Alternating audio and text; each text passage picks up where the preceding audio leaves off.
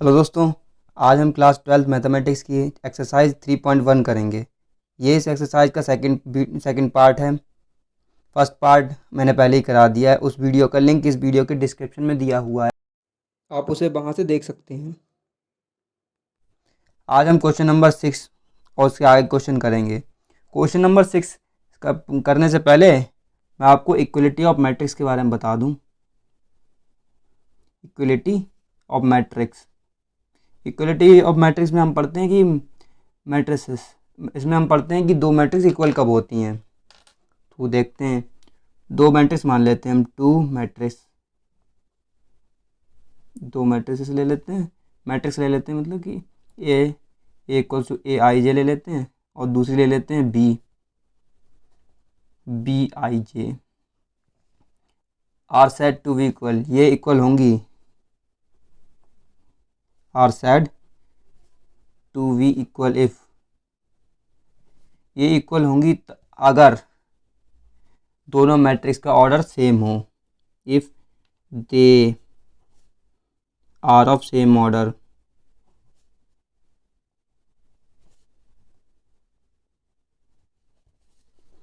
और दूसरा, उनके करस्पॉन्डिंग एलिमेंट्स इक्वल हों, मतलब कि A11 इक्वल होना चाहिए B11 के, A12 इक्वल होना चाहिए B12 के। Means AIJ equals to BIJ। जब ये दो कंडीशन सेटिस्फाई होंगी तब दो मैट्रिक्स इक्वल हो सकती हैं। आइए हम 6 क्वेश्चन करते हैं। 6 क्वेश्चन देखते हैं। इसमें हमसे पूछा गया है find the value of x, y and z from the following equations. मतलब जो हमें इक्वेशन दी गई हैं उसमें से हमें x, y और z की वैल्यू निकालनी है। तो पहला है, इसमें हमें दो मैट्रिक्स इक्वल दी गई हैं। और जैसे कि हमें पता है दो मैट्रिक्स इक्वल कब होती हैं, जब उनका ऑर्डर सेम हो। देखिए दोनों का ऑर्डर 2x2 का है, मतलब ऑर्डर सेम है, और करस्पॉन्डिंग एलिमेंट्स इक्वल हों। मतलब क्या हुआ कि x किसके इक्वल होगा 1 के, और y किसके इक्वल होगा 4 के, और z 3 के। ये आएंगे x, y, z की वैल्यू। अब इसका सेकंड पार्ट देखते हैं। सेकंड पार्ट में भी हमें दो मैट्रिक्स दी गई हैं, दोनों का ऑर्डर सेम है 2x2 का, तो करस्पॉन्डिंग एलिमेंट्स इक्वल होंगे। मतलब x प्लस वाई इक्वल किसके होगा, x प्लस वाई होगा 6 के इक्वल, 5 प्लस जेड इक्वल होगा 5 के, यानी कि z की वैल्यू क्या हुई 0। और एक्स वाई किसके इक्वल होगा, एक्स वाई इक्वल टू 8। अब हम यहाँ से y की वैल्यू निकाल लेते हैं। y इक्वल टू क्या आएगा 6 माइनस एक्स, तो इस वैल्यू को हम इसमें रख देते हैं x, और 6 माइनस एक्स इक्वल्स टू 8।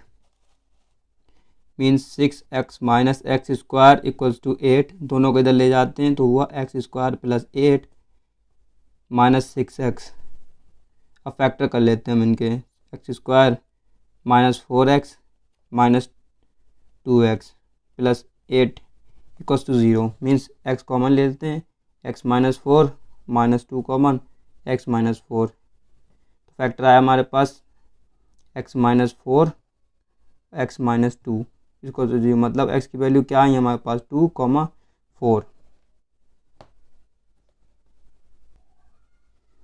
और अगर हम x इक्वल्स टू 2 ले लें, अगर x इक्वल्स टू 2 ले लें तो यहाँ से y की वैल्यू क्या आएगी 4। और अगर हम x इक्वल्स टू 4 ले लें तो y की वैल्यू आएगी 2। ये आएंगी x, y, z की वैल्यूज़। थर्ड पार्ट देखते हैं हम। इसमें भी हमें दो मैट्रिक्स दी गई हैं। इसका ऑर्डर क्या है 3/1 और इसका भी है ऑर्डर 3/1। दोनों मैट्रिक्स इक्वल हैं, ऑर्डर सेम है, तो कॉरस्पॉन्डिंग एलिमेंट्स इक्वल होंगे। मतलब x plus Y plus Z equals to क्या हुआ 9, x plus Z equals to हुआ 5 और y प्लस जेड 7। अगर हम y प्लस जेड की वैल्यू यहाँ पे रख दें तो क्या आएगा x प्लस 7 इक्वल्स टू 9। तो x की वैल्यू क्या आ गई 2। अब x की वैल्यू अगर हम यहाँ लगा दें तो 2 प्लस जेड इक्वल्स टू 5, तो z इक्वल्स टू क्या हो गया 3। और z की वैल्यू अगर हम यहाँ लगा दें तो y प्लस 3 इक्वल्स टू 7, तो y इक्वल्स टू क्या आ गया 4। ये आएंगी x, y, z की वैल्यू थर्ड पार्ट में। अब हम सेवन्थ क्वेश्चन देखते हैं। सेवन्थ क्वेश्चन देखते हैं। इसमें हमें पूछा गया find the value of A B C D from the equation. Equation दी गई है हमें मैट्रिक्स की, दो मैट्रिक्स दी गई हैं इक्वल, दोनों मैट्रिक्स इक्वल दी गई हैं। और दो मतलब क्या ये मतलब है, दो मैट्रिक्स इक्वल होने का मतलब क्या है कि उनका ऑर्डर सेम होगा, दोनों का ऑर्डर सेम है और करस्पॉन्डिंग एलिमेंट्स इक्वल होंगे। मतलब ए माइनस बी बराबर होगा -1 के,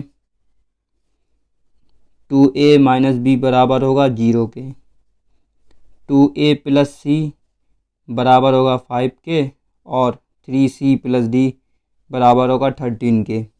अब हम पहली दो इक्वेशन ले लेते हैं, इन्हें ऐड कर देते हैं हम। 2a minus B equals to 0, मतलब सॉरी ऐड नहीं करेंगे, equation 2 equation 1, equation 2 minus equation 1 कर देंगे हम। इसे 3 ले लेते हैं, इसे 4, तो क्या आएगा हमारे पास a माइनस बी -1। हम माइनस करेंगे तो ये प्लस का हो जाएगा, ये भी प्लस का, ये माइनस, तो b कैंसिल, a की वैल्यू आ गई 1। अब a की वैल्यू को हम इस इक्वेशन 1 में रख देते हैं, पुटिंग इन इक्वेशन 1।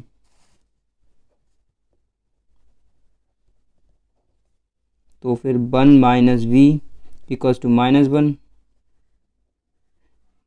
इसे ले जाते हैं 1 को, तो -1 -1, तो माइनस बी इक्वल्स टू हो गया -2, मतलब b इक्वल्स टू हो गया 2 के।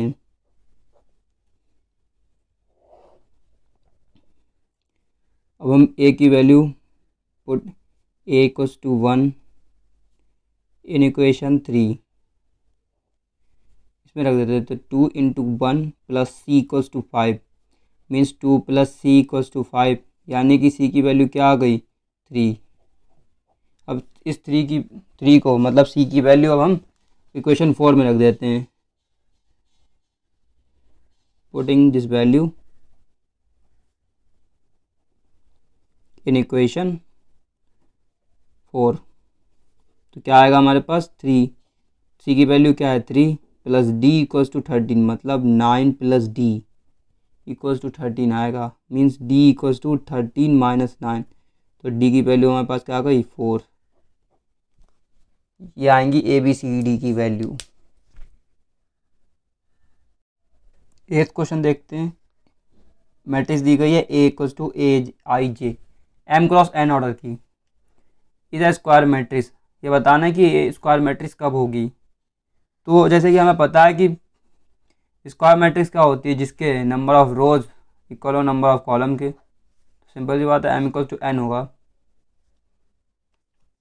9th क्वेश्चन देखते हैं। Which of the given values of X and Y makes the following pair of matrix equals.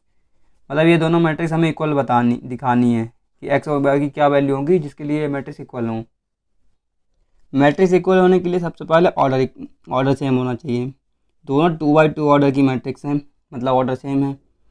तो अब करस्पॉन्डिंग एलिमेंट्स इक्वल होंगे, मतलब 3x + 7 0 के बराबर होगा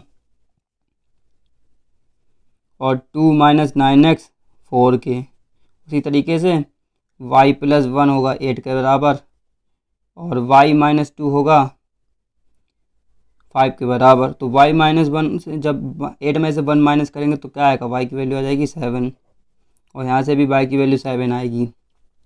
और इधर देखिए, अब यहाँ से पहले इसकी वैल्यू निकालते हैं, इसको उधर ले जाते हैं, तो -9x इक्वल्स टू 4 - 2, मतलब 9x इक्वल्स टू 2, तो x की वैल्यू यहाँ से क्या आई -2/9। यहाँ से निकालते हैं तो आएगी 3x + 7, 3x equals to -7 means x equals to -7/3। अब दोनों वैल्यू अलग अलग आ रही हैं। जब दोनों वैल्यू अलग आ रही हैं, एक वेरिएबल की दो वैल्यू अलग हो नहीं सकती, तो इसका मतलब है कि एक्स और वाई की वैल्यू हम फाइंड नहीं कर सकते, not possible to find, option इसका सही होगा। 10th क्वेश्चन देखते हैं। इसमें हमसे पूछा गया number of all matrix of order 3x3, मतलब 3x3 ऑर्डर की मैट्रिक्स बनानी है हमें विथ एंट्री 0 और 1 एलिमेंट्स यूज़ करके, मतलब कि इस टाइप से कि हम उसमें से 0 और 1 का ही इस्तेमाल कर सकते हैं। तो ऐसे अगर हम निकालेंगे, ऐसे हमें निकालना पॉसिबल नहीं है, काफ़ी टाइम लगेगा ऐसे निकालने में। तो इसका एक फार्मूला होता है कि नंबर ऑफ़ एलिमेंट्स कितने हैं, 2, और मैट्रिक्स का ऑर्डर जो है वो उसकी पावर में लगा दीजिए। तो कितना आएगा, 2 की पावर 3 9, जो कि होता है 512। इसका आंसर होगा 512।